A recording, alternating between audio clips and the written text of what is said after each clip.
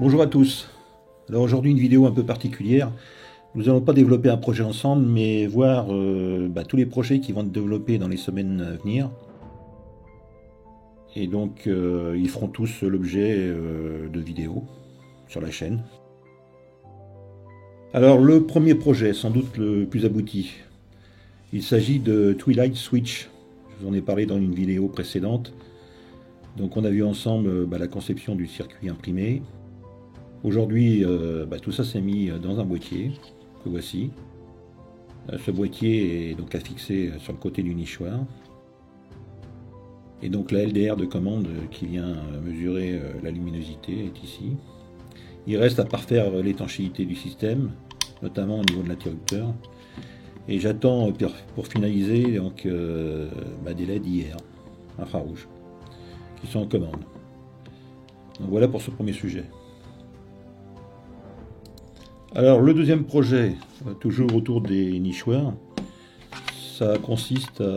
vous avez vu la caméra qui a été utilisée pour les tests de Twilight Switch.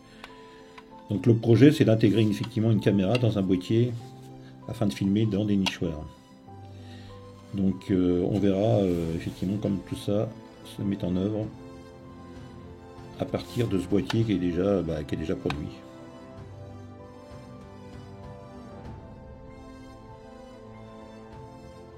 Alors le troisième projet, c'est une surveillance de niveau d'eau. Donc niveau d'eau, soit dans une capacité, une rétention, donc en appoint ou en vidange. Donc le module, le voici. Il permet donc de commander une pompe. Donc tout est prêt. Ça a été mis en boîtier. Voici le boîtier.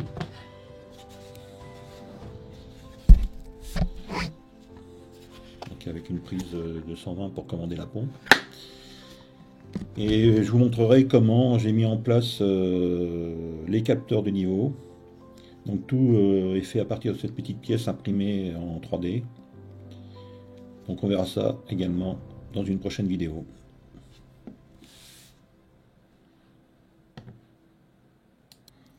Alors d'autre part, il y a quelques temps, j'ai réussi à mettre la main sur un XR2206 qui n'est pas un modèle chinois. Donc rappel, le XR2206 c'est un circuit intégré qui permet de faire des générateurs de fonctions. Donc je me suis lancé dans l'aventure. Le modèle d'origine il n'est pas sans défaut. De nombreux internautes ont proposé des améliorations.